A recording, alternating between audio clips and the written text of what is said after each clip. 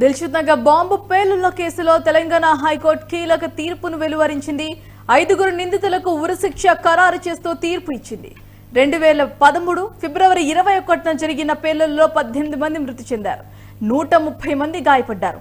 ఈ కేసును విచారించిన ఎన్ఐఏ ఫాస్ట్ ట్రాక్ కోర్టు 2016లో యాసిన్ భాత్కల్ సహా 5 మరణశిక్ష విధిస్తూ తీర్పును వెలువరించింది. అయితే కేసులో ప్రధాన నిందితుడు రియాజ్ భాత్కల్ ఇంకా పరారీలోనే ఉన్నారు. అయితే ఈ శిక్షను సవాల్ చేస్తూ నిందితులు హైకోర్టును ఆశ్రయించారు. నిందితుల పిటిషన్పై విచారణ జరిపిన కోర్టు ఎన్ఐఏ తీర్పును సమర్థించింది.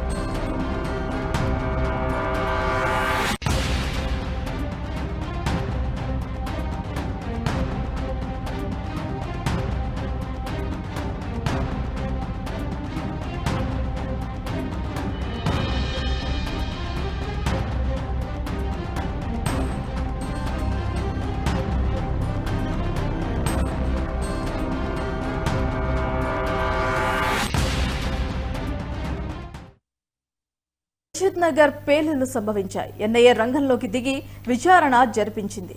విచారణలో 157 మంది సాక్ష్యాలను రికార్డ్ చేసింది. ఈ ఘటనలో ఇండియన్ ముజాహిద్ ఉగ్ర సంస్థ సహా వ్యవస్థాపకుడు యాసిన్ భాత్కల్ హస్తం ఉందని తేలింది. నిందితుల్లో అసాదుల్లా అఖ్తర్, వకాస్, తెహసిన్ అఖ్తర్ తదితరులు ఉన్నట్టుగా గుర్తించారు. 3 ఏళ్లు ఈ కేసులు విచారించిన ఎన్ఐఏ స్పెషల్ కోర్టు విచారణ తర్వాత నిందితులకు మరణశిక్షను విధిస్తూ తీర్పును వెలువరించింది. ఈ కేసులో కీలకంగా వ్యవహరించిన యాసిన్ భాత్కల్ ను 2013లో నేపాల్ సరిహద్దుల్లో అదుపులోకి తీసుకున్నారు. ఢిల్లీ దిల్షుద్ నగర్ పేలుళ్ల కేసుల్లో సహా పలు కేసుల్లో దోషిగా తేలగా తిహార్ జైల్లో శిక్ష అనుభవిస్తున్నాడు. అయితే ఇప్పటికీ ప్రధాన నిందితుడు రియాజ్ భాత్కల్ పరారీలోనే ఉన్నాడు.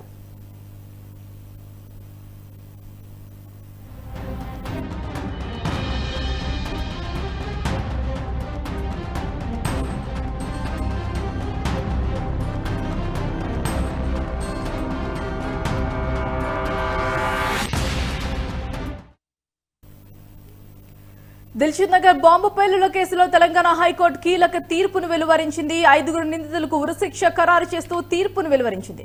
ఇదే అంశానికి సంబంధించి మరింత సమాచారం మా crime bureau chief Kranti live లో సిద్ధంగా ఉన్నారు. రైట్ క్రాంతి, చెప్పండి, ఇప్పటి వరకు ఎంతమందికి ఉరిశిక్ష ఖరారు చేశారు, దానికి సంబంధించిన అప్డేట్?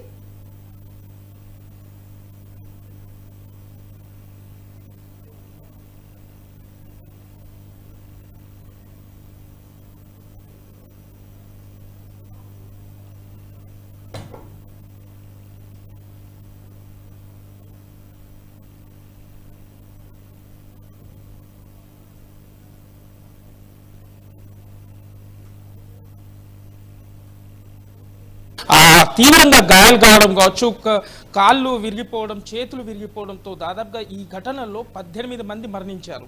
దాంతోపాటు 150కి పైగా గాయాలు జరగడం జరిగింది వాళ్లకు.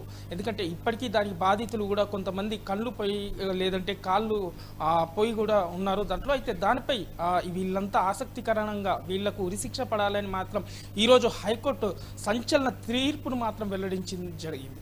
అయితే అప్పట్లో ఈ సరూర్ నగర్ పోలీసులు కావచ్చు, లేదు అంటే మలక్పేట్ పోలీసులు ఇద్దరు రంగంలో దిగిన తర్వాత మాత్రం కేంద్ర ప్రభుత్వం ఆధారంగా ఎన్ఐఏకి మాత్రం ఈ కేసుని ఫార్వర్డ్ చేసిన తర్వాత రంగంలో దిగిన ఎన్ఐఏ దాదాపుగా 2016లో అంటే దాదాపుగా 5000 ఛార్జ్ షీట్తో కేసు ఫైల్ చేసి దాదాపుగా 200 మంది పైగా దీంట్లో ఆధారాలను సేకరించి ఎన్ఐఏ కోర్టు 2016లో వీళ్లకు ఉరిశిక్ష విధించడం జరిగింది. ఈ 5 అంటే దీనికి సంబంధించిన బాంబ్ బ్లాస్ట్ లో పూర్తిగా చూసుకున్నట్లయితే 6 ఉన్నారు. ప్రధాన నిందితుడు రియాజ్ భక్తల్ మాత్రం ప్రస్తుతం ఇంకా A1గా ఉన్న భక్తల్ బక్తల్ రియాజ్ మాత్రం ఇప్పటికీ ఇంకా ఎన్ఐ కావచ్చు ఇటు పోలీసులకు ఎలాంటి ఆచూకీ లేదు. కానీ తను ప్రస్తుతం పాకిస్తాన్లో తలదాచుకున్నట్టుగా కూడా ఎన్ఐఏ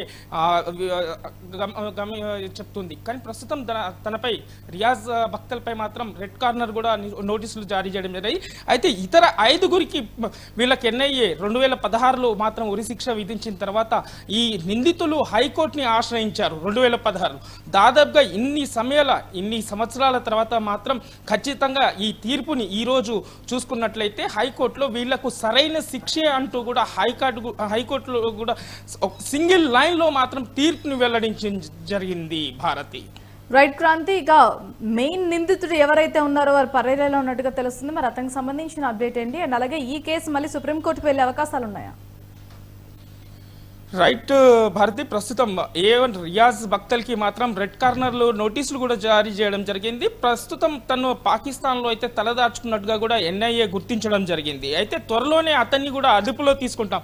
ఎందుకంటే దాదాపుగా 12 ఏళ్ల నుంచి పోలీసులు కావచ్చు లేదంటే ఎన్ఐఏకి కన్ను మొప్పి మాత్రం రియాజ్ మాత్రం ఇంకా తల దాచుకుంటూనే ఉన్నాడు. అయితే ప్రస్తుతం త్వరలోనే అతన్ని కూడా అదుపులో తీసుకొని అతనిపై కూడా యాక్షన్ తీసుకుంటామని చెప్పారు. అయితే ఈ 5గురిని మాత్రం త్వరలోనే వీళ్ళ త్వరలో మరణశిక్ష విధించడం జరిగింది. అయితే ప్రస్తుతం వీళ్లపై ఏదైతే A6 అజాజ్ బక్తల్ తరపు ఈరోజు వాదనలు వినిపించిన న్యాయవాది హైకోర్టులో తర్వాత కూడా మరో 2 నెలల్లో ఖచ్చితంగా సుప్రీంకోర్టుని కూడా దీనిపై పాయింట్స్ని తీసుకొని విచారణకు వెళ్తానంటూ కూడా తన హైకోర్టు ముందు తన తరపు న్యాయవాది చెప్పడం జరిగింది. అయితే త్వరలో దీన్ని సుప్రీంకోర్టులో రిట్ అప్పీల్ని ఫైల్ చేస్తానంటూ కూడా తన తరపు న్యాయవాది చెప్పడం జరిగింది, నిందితుల తరపు న్యాయవాది.